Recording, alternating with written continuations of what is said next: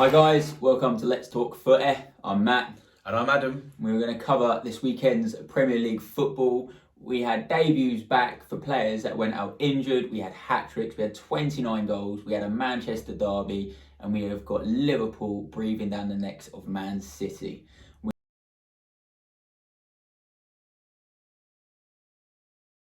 I thought it was quite an exciting weekend of football. I thought some teams looked amazing. I don't think there was a bad goal in the Arsenal game, but the big game, the one that everyone wants to talk about, Manchester derby. What's your input, pal? Absolutely. I mean, what did you see it? Yeah, I watched the whole lot. Yeah. So, I mean, I thought first half. Obviously, there's been a lot of pros and cons about United this season so far. It's definitely not been their best season for a long time.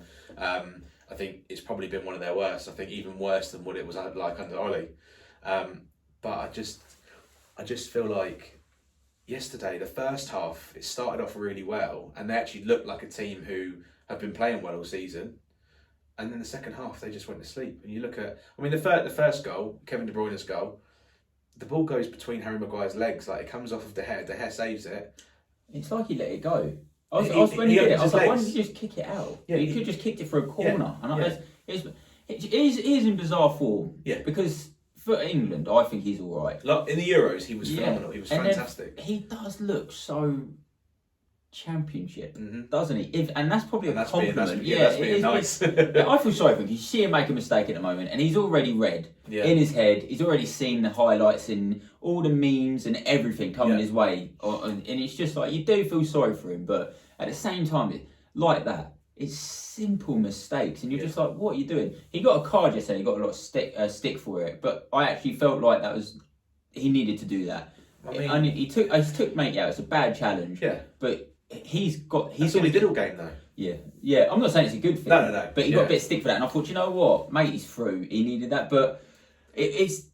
I don't think it's just him though. The unfortunate thing is when Man United lose, he's going to get. It's either him or Ronaldo. He's going to get it because he's captain, and because there's a lot of people talking at the moment. They don't believe he should be a captain, and they believe that he should be handing it over to Ronaldo or someone. And I think you look at the calibre of player that Ronaldo is, and the fact that he's got previous at United. You know, he's loved among the fans. He's a leader. Exactly, and that he's been all around the world, doing it all around the world. Yeah. So he knows what makes a good football team, and the problem with Maguire is that, like you say, for England he's really, really good, but for United, especially over the last couple of months or so, he's not been very good at all. Not to the standard that we expect from him, and obviously what we've seen, or we know he can do because we've seen him do it. That's the whole United on the front, though. Really. Yeah. I mean, Rashford's gone missing. Yeah, he has. I mean, I don't know. I got a few messages because I reckon Sancho's overrated. I think he's overrated, and I know United fans love him, and I've never seen anything that's made me think, wow, this is a guy. Yeah, but do you know what it was like? The reason that I enjoyed yesterday, although it was very difficult to enjoy the game, I think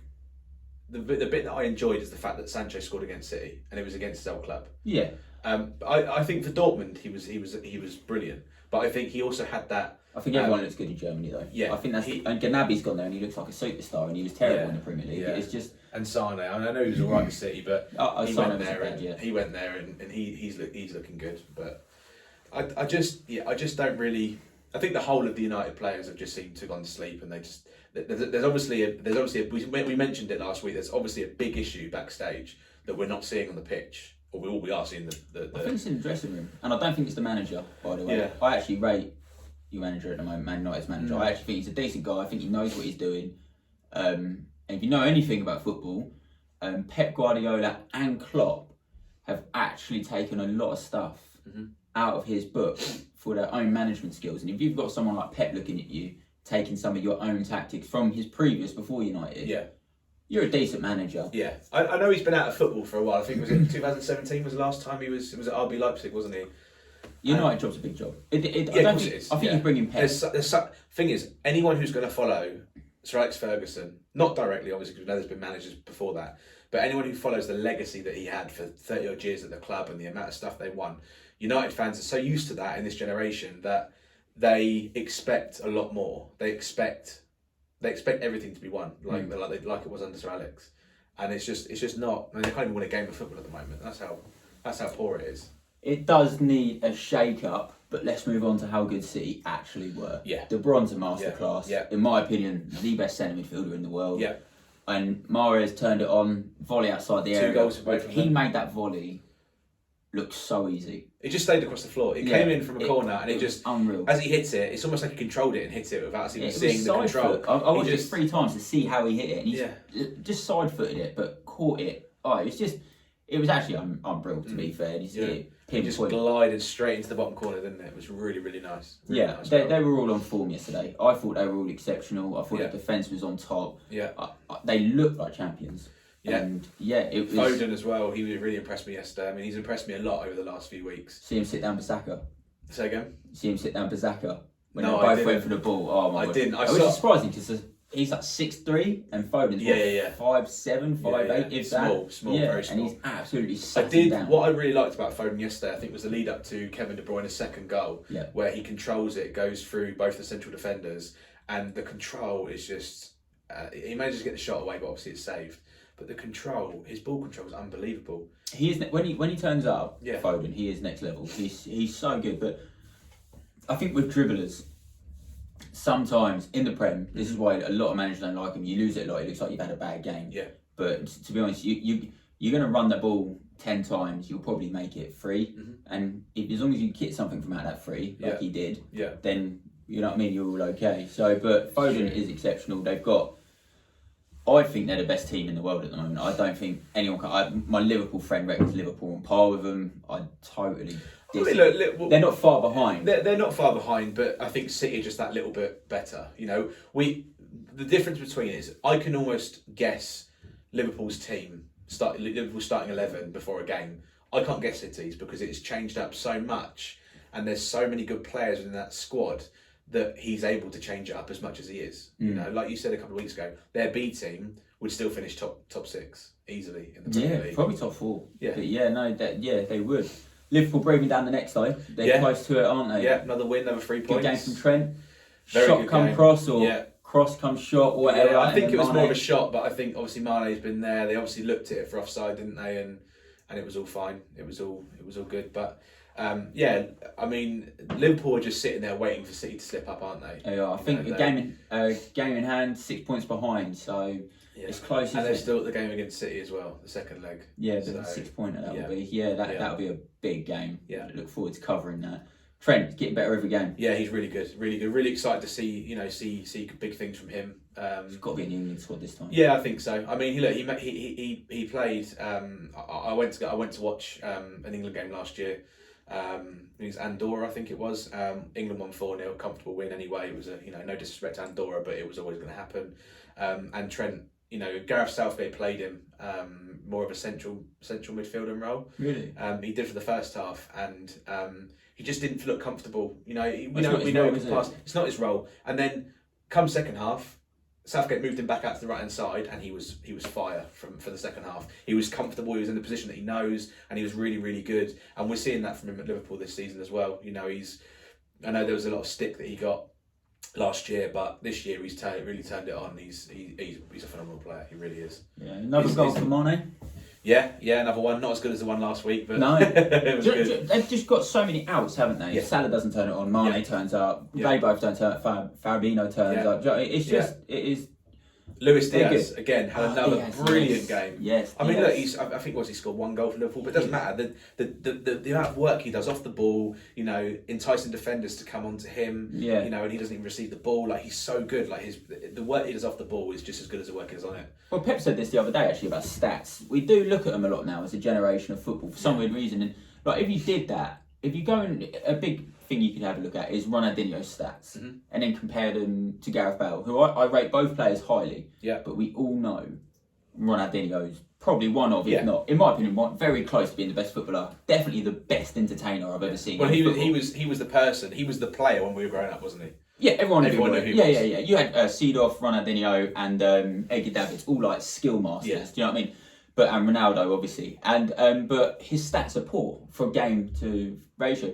And the thing is, but Ronaldinho would do other stuff. So your point about Diaz, what he does off the ball, it should be valid, and people should be looking more at this because he opens up teams, and then he'll find that pass, which then finds the pass for the goal. But because he hasn't got that assist, no one's going to be looking at it. And I think they've got a world beater on their hands there. I think he is so good. I agree. And if they do lose any of the other 3 players, they've got him. I think that like you said, we're talking about stats. I think they came out the other day. He's got 17 goals. Bearing in mind he's only scored, I think, 1 or 2 for Liverpool. He's got 17 goals this season for both Porto and Liverpool. That just shows the kind of player that he is. If he's got 15 goals before January coming to Liverpool for Porto, it's unreal. He's an attacking midfielder as well, isn't he? So yeah. It's not quite. I mean, you're going to get goals in that role, or you should be getting goals in that role. But yeah, it's just. I think his ability is brilliant. Yeah, I'm excited for Liverpool next year. I think they'll grab a couple more players, and maybe they will be closer. But Man City are going to grab a couple of players, so that's how they stay ahead. Yeah. But it's going to be a good rundown, and I'd be a liar if I said I'm not happy Liverpool have caught up, because I hate it when someone wins the league so easily and there's not been a race at the end of the season. You're just like, well, who's going to get relegated? Yeah, exactly. It sucks. So I'm glad Liverpool. I do enjoy a title race. It'd be nice. I think. If Chelsea hadn't have lost Reece James and Ben Chilwell both to injury at the same time, I think we'd have a 3-way race. But I think, unfortunately, because they did, it's going to be a 2-way race. But again, I'm over the moon that we've got a race, because, like you say, if a team just run away with it, it just becomes a bit boring, doesn't it? It's like, okay, cool, they've won another game. Yeah, I agree with that with the Chelsea front. They do look like they missed him, but this weekend 4-0. Yeah, lovely. Nail in the coffin. Yeah, four second half goals as well. Yeah. Do you reckon that's got to be it? Burnley. Burnley was Burnley. Yeah, I think the problem is that first half they looked really strong, Burnley, and then it just went to. It was just basically another day at the office for Chelsea. Yeah. It was what it was, and unfortunately for Burnley, it was what it was. And Reece James back scoring again. First game back starting after his injury. Yeah, that's exactly what you said earlier. They missed him. He comes back, and then. But you know, before he was a defender, he was a striker. Yeah, that's quite common. Forward seems to be quite common with fast players that they were strikers. Yeah. But if you have a look at backlog on a lot of them. But because when you can see how well he hits a ball. He knows what he's doing. He's obviously done it for a long time before. But he just I really like Reece James as well. Another England player. Unfortunately played the same position as Trent, so it's a bit of a battle. But it's nice to have those options. I mean, I'd rather have 3 great players that you're wondering who you're going to pick. Than not having any and wondering who you're going to put. Southgate's he's got a tough decision, especially with the World Cup coming up. He has, and I think with our players at our disposal, he needs to deliver, because I think he got handed the semi-final, he got handed a final. Yeah. But that's another debate.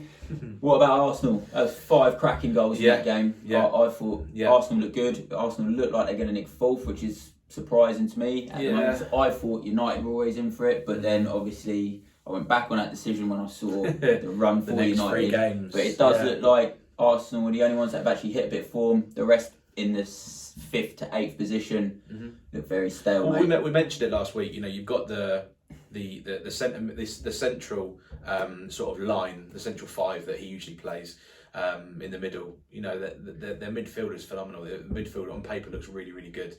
He didn't have Smith Rowe this week. He didn't use him, but he didn't need to use him. No. Watford, they scored 2 goals, and there was a fantastic goal in there as well. The overhead kick. Yeah, it was really, really good. But that's the only real positive that I can really give Watford for that game. They kept going.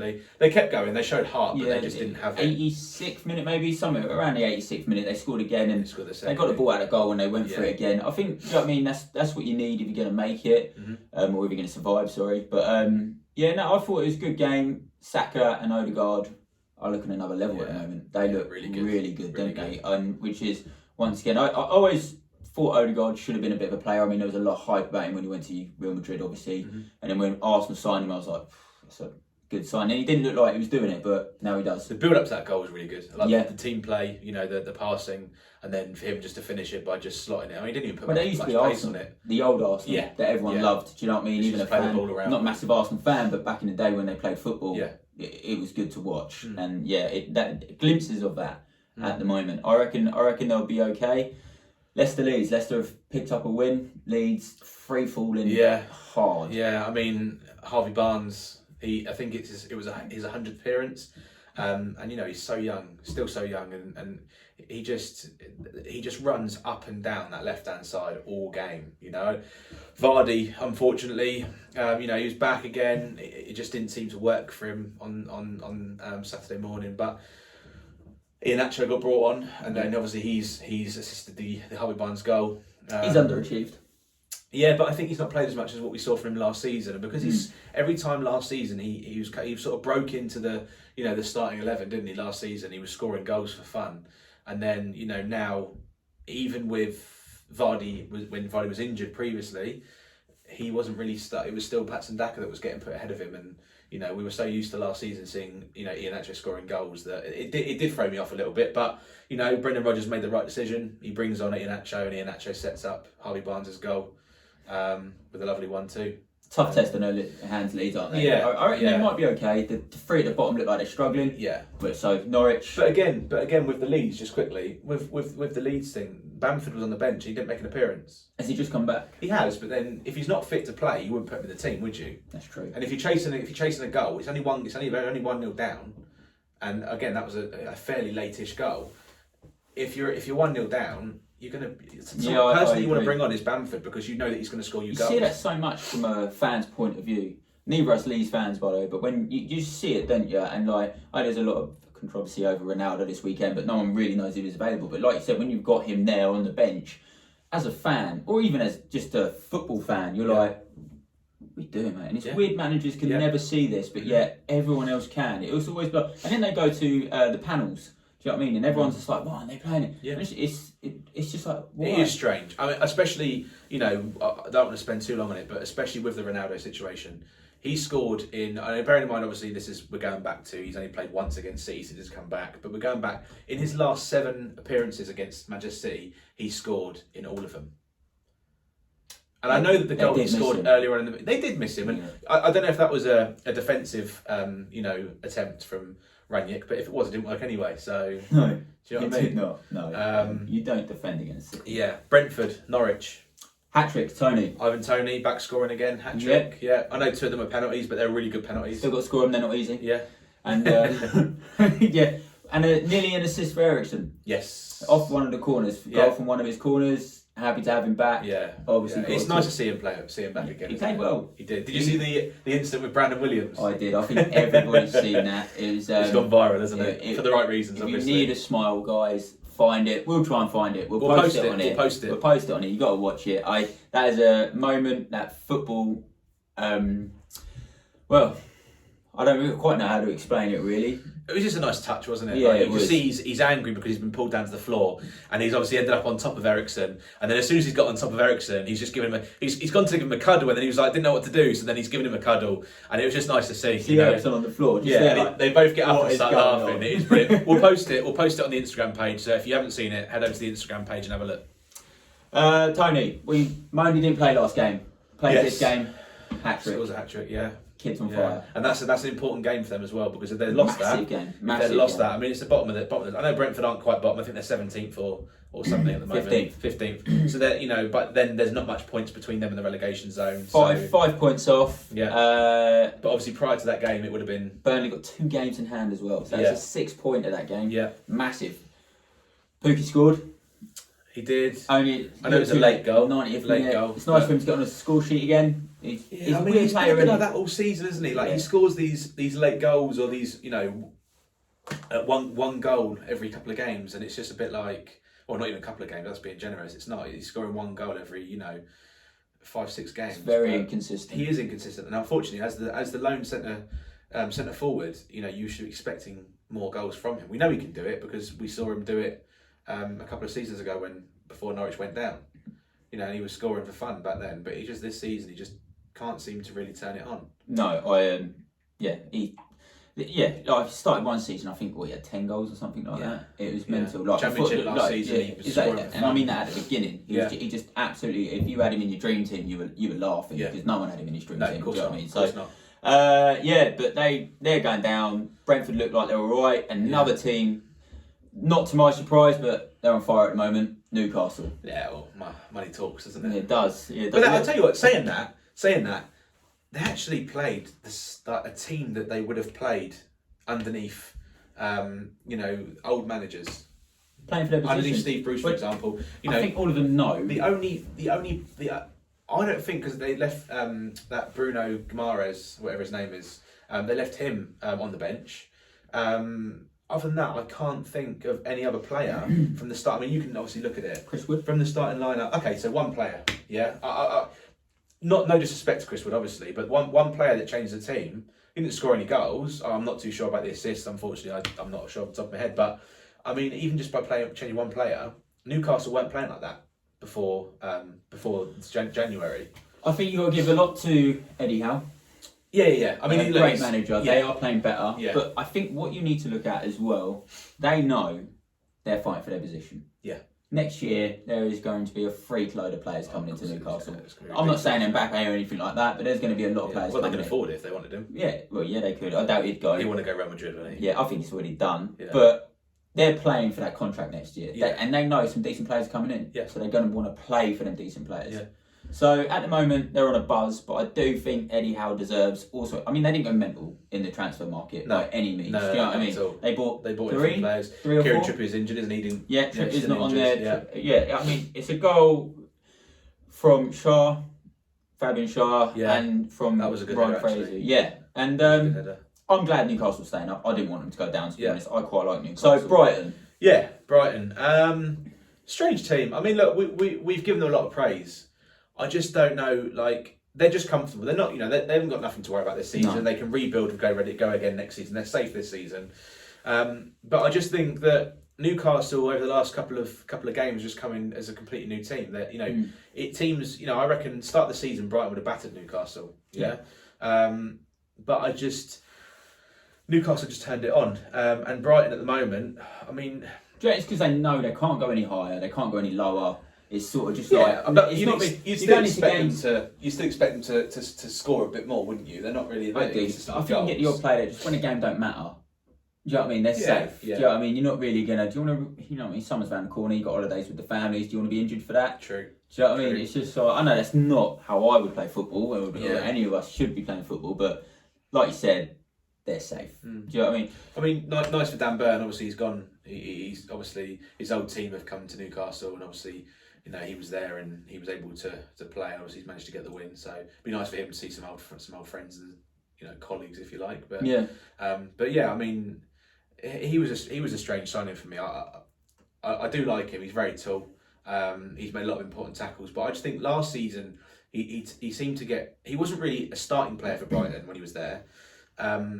He would sort of come in like if Dunk was injured or something, or another player on the outside was injured, but.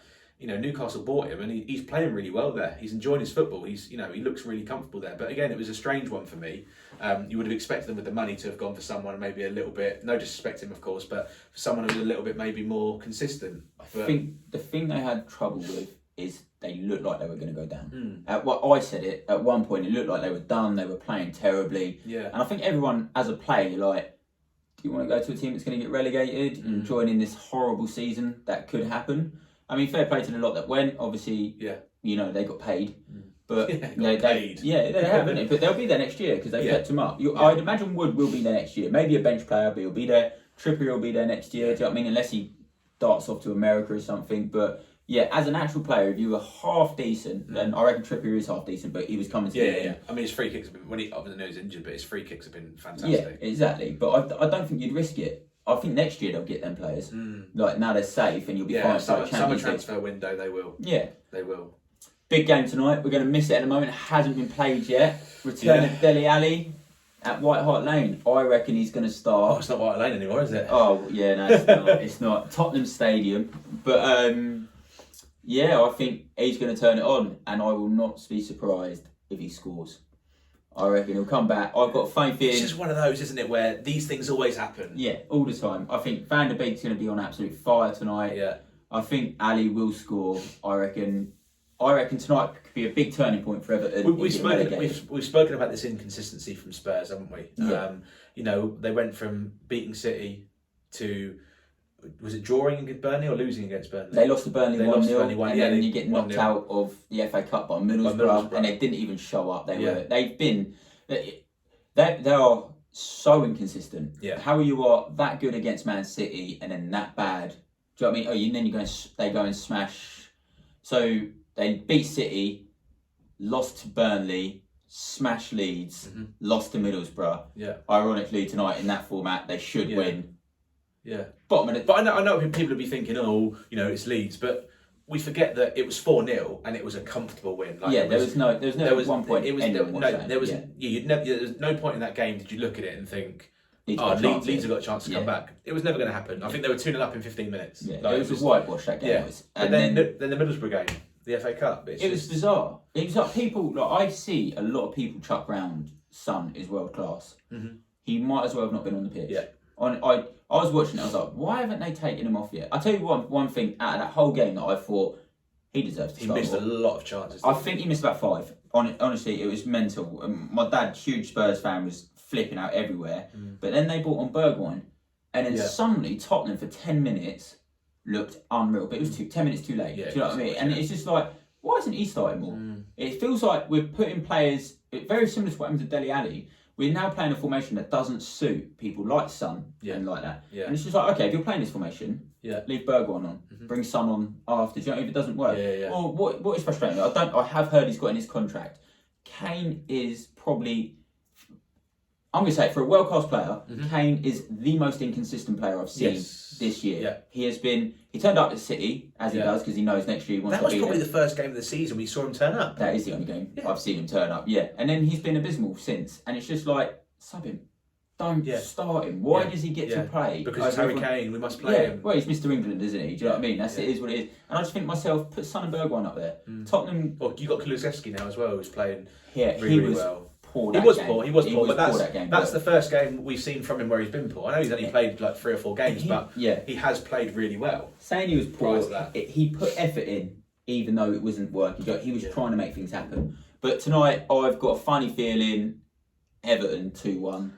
I reckon they'll turn it on. Richarlison seems to like to play against Tottenham as well. Yeah. What are your thoughts on it, Ads? You reckon tough game for Tottenham tonight? I think it'll be a tough game for Tottenham. I think it'll be a close game. I think both teams will score. I don't know who's going to win it. Yeah. I think someone will win it. I don't think it's going to be a draw. But I think there's going to be a couple of goals in that game tonight. Townsend as well. I forgot. Ex-Tottenham player. Yeah, he loves playing against Tottenham. I think what you've got to remember is that we've got 2 very good teams who are very good going forward, but not very good defending. Yes. I know. We'd probably say that Everton haven't scored as much as what they probably should do this season, but I think that when you've got a team like Tottenham, who unfortunately for whatever reason can't seem to sort out their back 4 or back 3, starts playing back 3, doesn't he, with 2 wing backs. Then I think that you're gonna struggle because Everton on the counter attack can be deadly with Richarlison and Andros Townsend as well. And there's a few players in the Everton team who will be wanting to make a name for themselves against Tottenham, aren't they? Ex-Spurs players, like you say. Definitely ones that got sold off. Lampard does well against Tottenham. And again, ex-Chelsea's going to want to do well against Tottenham. He does seem to always do well against Tottenham. What do you think we might see Dele Alli start for the first time this evening? I'd be surprised if he doesn't start. Do you think? I'd be surprised if he isn't playing. Just because of the sort of calibre of game that it is? It does, yeah. I think they'll find somewhere for him tonight and it'll be behind the striker. It's normally him and Van der Beek seem to be swapping positions I've seen of late. I reckon he'll start. I reckon Van der Beek will start as well, but I reckon he'll start behind Bailey. Play Ali as like a 10. Yeah, where he should be played. Yeah exactly where he should be played, so he's running in. And I wouldn't be surprised if he scores a little header. Do you know what I mean? He'll get in behind our defender and I reckon he'll nick a header. And he'll be wanting to score because he'll be wanting to prove something. I reckon he'll get man of the match. I reckon this is the best game he's going to play in like 4 years. I reckon he's going to be unreal. But excited to see it. It will be good. It wouldn't be bad to see him hit a bit of form. Dele Alli. I generally think he's actually a really nice bloke. I've seen him in a lot of interviews. Obviously, never met the guy, but he seems like a top guy. I mean, he gets a lot of shit for his fashion. Give a fuck. Do you know what I mean? So, but I think he seems a top guy, and I'd like him to do well. But on the other hand, I think this is Tottenham's last spin of the dice. For getting top 4. If they can't start picking up points now, they've got no, because everyone's still struggling in front of them. Minus Arsenal, who have picked up form. But if they have any hope, I think it's 10 games they've got left. So the games are everywhere. I don't know if it might be just less than that. It's more than that. I was going to say, there's loads of teams that have got, like some teams have got like however many left. Yeah. I think some have got like 12 games left, and some of the teams have got like 15 games left. Like there's so many games still to play this season. City have 10 games left. Tottenham have only played 25, so they've got 13 games left. So they've got games in hand here as well. 3 games in hand against United and West Ham. So, I mean, they go above. Oh no, they don't. They go equal points with West Ham if they nick it tonight. I think this is their last roll of the dice. But on the other side of the coin, Everton are just above relegation. It's a big game for both teams, really. Probably more so for Everton because you get dropped out of the Premier League. Yeah, it's a that's big hill back. News, isn't it? If they were to get knocked out. Yeah, of course, never been relegated. No. But yeah, looking forward to it. They shouldn't go down with who they've got. They've got big players. They shouldn't. But I think they might. If they need to step up, they need to step it up a bit, don't they? If they're not going to step up a bit, then they are going to fall victim to that. I think they made it. Once again, I think Lampard looks like a decent guy. I think they've got the wrong guy in for it. I think it's someone like, and I might criticise it, Neil Warnock maybe should have been, do you know what I mean? Someone that knows when it's hard and it's knows how to dig you out. I'm going to throw another name out there again as someone who knows it's hard. Steve Bruce, we mentioned him earlier. Yeah. He knows what it's like to be down there. You know, it's not new to him. He knows what it's like to be fighting relegation. He would have taken it off after Newcastle though. No, I think he would have. I don't think he would have done because he was at Newcastle for such a long time. I don't think that he would have taken over another Premier League team. Yeah, he looked like he was done then because like he released that really sad letter, didn't he, or email, whatever. I did feel sorry for him because he's not been backed by Newcastle when they were under the ownership of Mike Ashley at all. No, and then all of a sudden, this obviously new group have come in with all this money, and obviously Eddie Howe's obviously in charge. But I just feel bad for Steve Bruce because I think there was an article and it was quite sad. They were talking to his son on TalkSport, and his son was explaining about how they received death threats through the post to his dad, and whenever he comments, like even him, not Steve Bruce, but when his son comments on social media, he's getting death threats through him, or his dad's getting death threats through his pictures and comments. And you just think like, if Steve Bruce was in charge now, and I like Eddie Howe a lot, and I think that he's great, he's perfect for Newcastle with obviously the job that he was doing at Bournemouth beforehand. Yeah. But I just feel like with money, in my opinion, with money, any team can play, because if you can get the money, you've got the money to get good players in. You can get anyone in. But I just think Steve Bruce, I think that was obviously a tough test for him at Newcastle. Obviously going out with the fact that he was getting death threats and stuff. I think that he needed a rest. He needs a rest, and maybe he'll get back into management. But I can't see it being in the Premier League. I think it'll be Championship or below. Yeah, maybe. See how he feels, I guess, isn't it? It's like, it was a pretty big blow what happened to him. Yeah. But absolutely. Absolutely. Going off that, a few big things. Eriksen making debuts, stuff like that. I think it was good. It was a good weekend of football, wasn't it? It was a good weekend of football. There was a lot of goals. I mean, would you say 27 goals in total? Yeah, I think if you want to watch the game again, guys, watch the Arsenal game. I think all five were unreal. There was some unreal football in there. Saka played brilliant football. Yeah, there was. You nearly got a bit of everything on a football level in that game. Yeah. And once again, obviously, we've put up the highlights and the goals for you, so you've seen them. We've seen them. It was decent, and I think if you're a youngster, watch that game, you'll learn a lot. And any of you youngster, watch De Bruyne, because you always learn a lot. The guy's an absolute masterclass. This has been Let's Talk Footy. I'm Matt. And I'm Adam. Cheers, guys. Until next time. Guys, thank you for watching today. If you've enjoyed our content and you want to see some more, please click the links for our Instagram and our TikTok, where there's much more content on there for you to enjoy.